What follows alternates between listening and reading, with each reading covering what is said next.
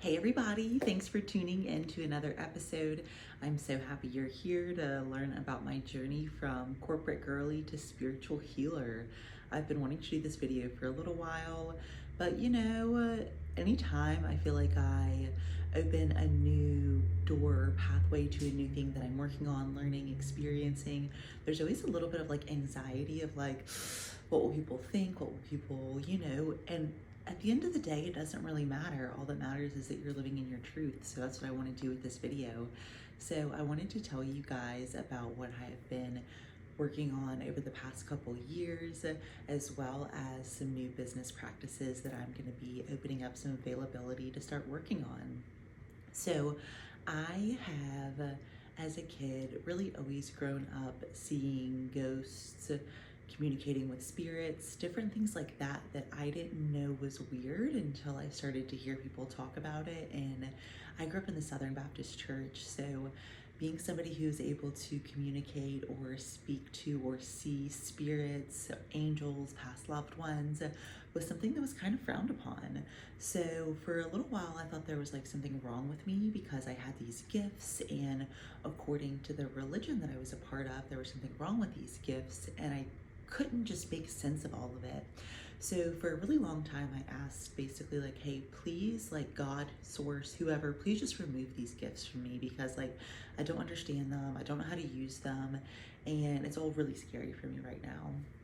So then as I got into like my mid-20s, I had a couple more experiences where I was like, nope, those experiences I had as a kid were definitely legitimate. I'm having them, again, connecting with people who had passed, different things like that.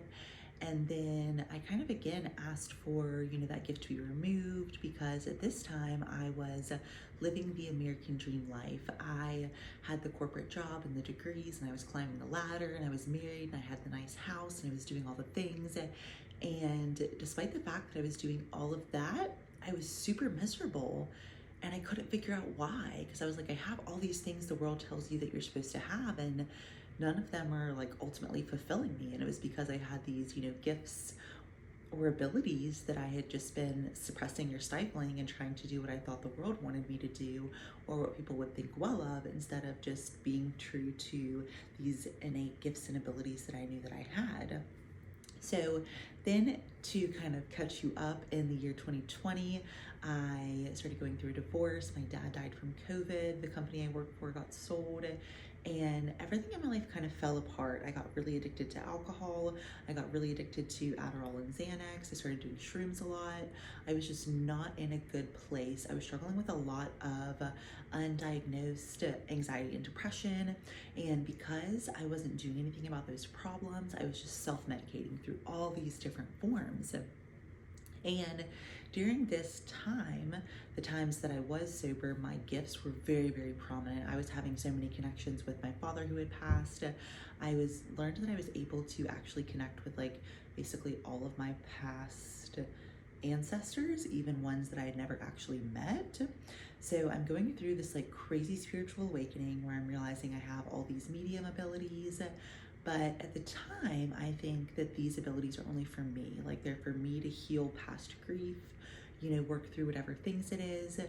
And then I have a couple experiences where I realized or learned that I actually could really, in this medium space, act as a messenger, where I was able to have experiences where other people's past loved ones, other people's guardian angels had came to me and brought me essentially like a message for them that I was able to then relay to them. And I realized that I could connect with not only just my past loved ones, but I could connect with other people's past loved ones.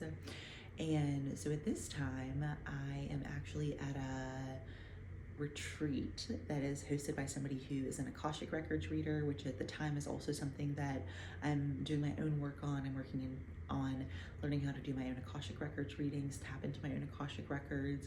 And so I have all these gifts, all these talents, all these abilities that I'm tapping into. But at the time, I tell myself, oh, these gifts are only for me. But the reality is I knew those gifts were also to help other people. I was just not ready to go out on a limb and say, hi, I am a medium and can tap into your Akashic Records.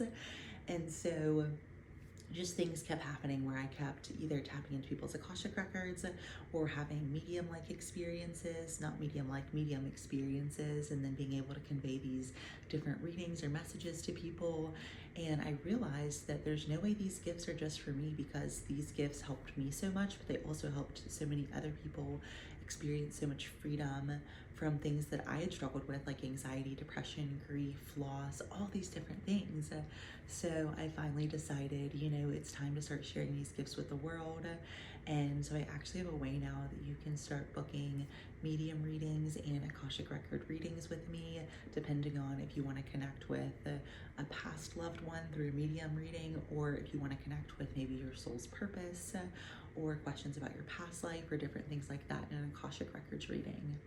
So I really hope that you guys enjoyed just hearing about my journey. I look forward to meeting you, hopefully in a reading or in a retreat to come soon. I love you guys so much. Thank you so much for the support. And as always, happy healing.